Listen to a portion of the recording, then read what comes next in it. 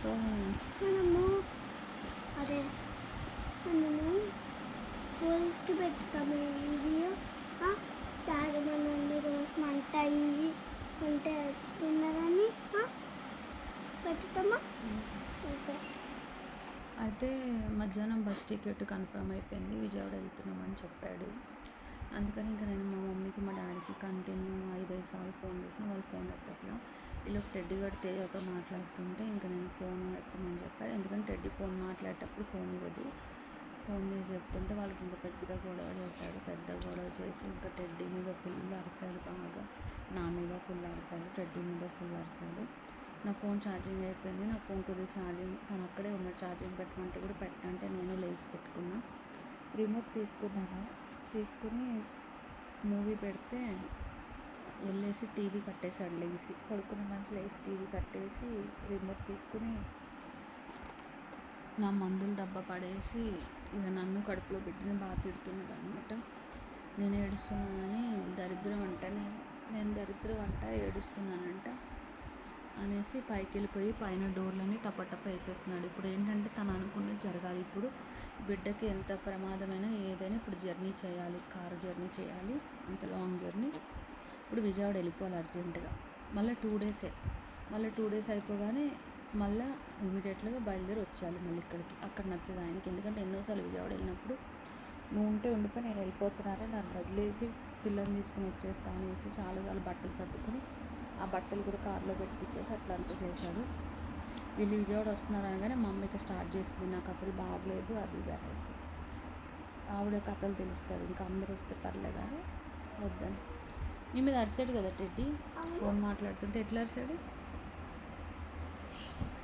నీ మీద ఎట్లా అరిసాడమ్మ?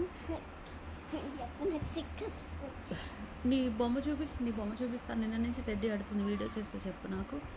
నేను కొత్త బొమ్మ కొన్నాం కదా చూపిస్తా. వీడియో చూసే వాళ్ళు అనుకుంటారంట వాళ్ళ డాడీ టెడ్డీకి ఏం బొమ్మ కొనలేదు అనుకుంటారంట. రోజు కొత్త బొమ్మ చూపిస్తావా? అది క్యాలిక్యులేటర్ అనమాట. బొమ్మలో ఒకటి ఉంది, అక్కడ పెట్టు, ఊరికి ఇలా పెట్టి చూపిరా.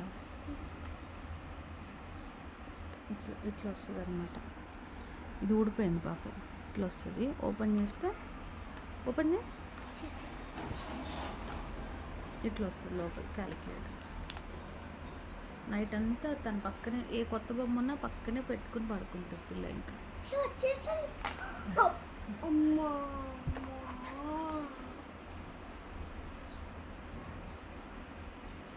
నిజంగా ఈ ప్రెగ్నెన్సీలో నేను చాలా సఫర్ అవుతున్నా. అంటే ఈ అబ్బాయి వల్ల ఈ ప్రెగ్నెన్సీ మొత్తం నన్ను ఫస్ట్ నుంచి ఇప్పటిదాకా సఫర్ చేస్తూనే ఉన్నాడు. ఆ బీపీ షుగర్స్ అన్నీ పెరిగిపోతూనే ఉంటాయి, సఫర్ చేస్తూనే ఉన్నాడు ఈ ప్రెగ్నెన్సీ మొత్తం నన్ను. తను అనుకున్నది అయిపోవాలి. ఇప్పుడు బిడ్డను కూడా తిడుతున్నాడు, కడుపులో బిడ్డని ఎందుకు తెచ్చుకున్నావు కడుపు, వద్దంటే దిక్కుమాలిన కడుపు, వేస్ట్ కడుపు. ఇప్పుడు ఆ కడుపు గురించి విజయవాడ వెళ్ళకుండా అయిపోయింది 10 రోజులు అనేసి అంటున్నాడు. ఇప్పుడు ఆఫ్టర్ ఆల్ 10 డేస్ కోసం ఇప్పుడు ఇంత విజయవాడ వెళ్ళడం అవసరం. ఇప్పుడు విజయవాడ వెళ్ళాలి, అక్కడ మందు తాగేయాలి రోజు, ఆ రమేష్ అన్నని పిలిపించుకోవాలి, ఆయన ఖర్చు పెట్టడానికి నేను ఖర్చు పెట్టి మందు తాగేయాలి, కనీసం 1 లక్ష 2 లక్షలు ఖర్చు పెట్టి వచ్చేయాలి. నేనేమో డబ్బులు లేవని వాళ్ళని మా తమ్ముడికి చెప్పి ఇల్లు అమ్మమని నేను చెప్పాను. ఈయనేమో పిల్లని తీసుకుని రోజుకి 10,000 ఖర్చు పెట్టుకుంటాడంట. నా ఫోన్ తీసుకుని అందరితో చాటింగ్ చేస్తాడు. ఈ షాప్ నా చెక్కేది ఫస్ట్ ఇది ఉంది కదా, బటన్ నొక్కితే వచ్చింది. మళ్ళీ నా పర్సనల్ ఫోన్ నాకన్నా ఎక్కువ తనే వాడతాడు, అందరితో చాటింగ్ చేసేది తనే. ఈవెన్ నాకు ఏదైనా రాంగ్ కాల్స్ వచ్చి నేను తననే మాట్లాడమని చెప్తాను. అలాంటిది ఆ ఫోన్ ఛార్జింగ్ పెట్టమంటే పెట్టడంటే. ఇప్పుడు పాప ఛార్జింగ్ చెప్పాలా, ఇది చెక్కి తీసి పడేయాలి. ఇక్కడ తీస్తాం కదా, తీసేసిన పడేయాలి. అది ఇది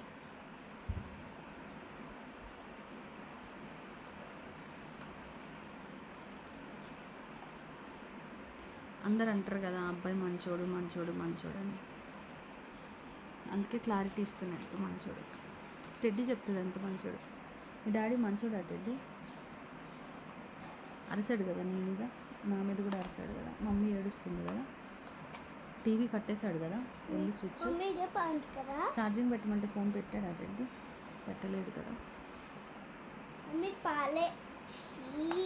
నీకు విజయవాడ వెళ్తున్నాం బొమ్మలని సర్దుకోమని చెప్పాడు కదా, నువ్వు సర్దుకున్నావు కదా. నీ బ్యాగ్ చూపి. పిల్ల ఫీలింగ్స్తో ఎందుకు ఆడుకోవాలి? నేను చెప్పాను వెళ్తున్నానని అంటున్నాడు. మా వాళ్ళకి ఫోన్ చేసింది అదో పిల్ల చూడు పాపం కవర్లు లేకపోతే కూడా. చూపి నీ బొమ్మలని చూపి, ఏమేమి పెట్టుకున్నావు చూపి, ఓపెన్ చేయి చూపి, ఒక్కొక్కటి తనకి ఇష్టమైన బొమ్మలు, కొత్త కొత్త బొమ్మలన్నీ పెట్టుకుంది. ఛీ. బొమ్మలన్నీ పెట్టుకుంది. ఇది చెక్కేది, ఇదిగో చెక్కేది.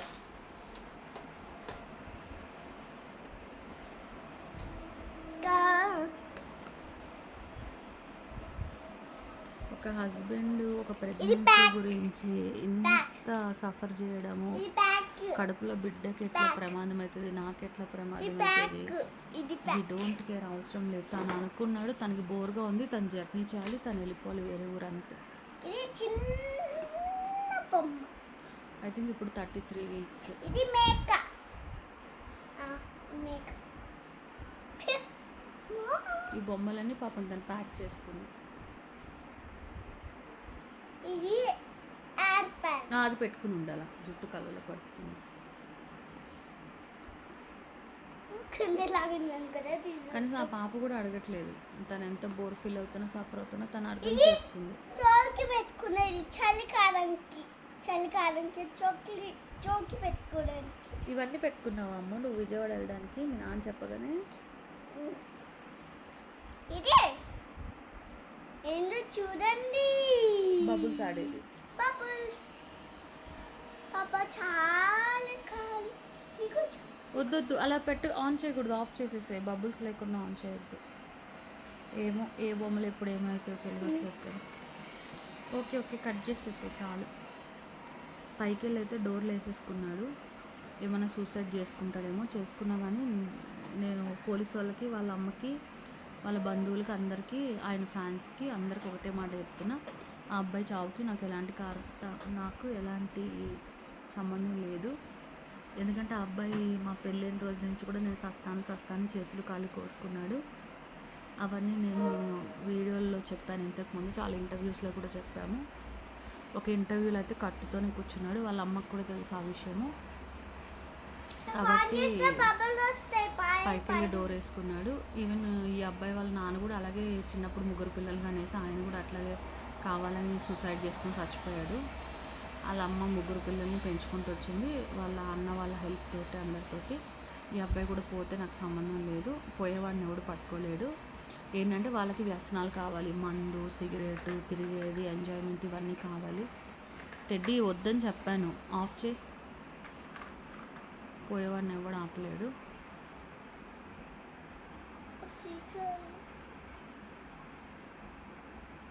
సరే పెట్టుకోకుండా పెట్టుకుంటా.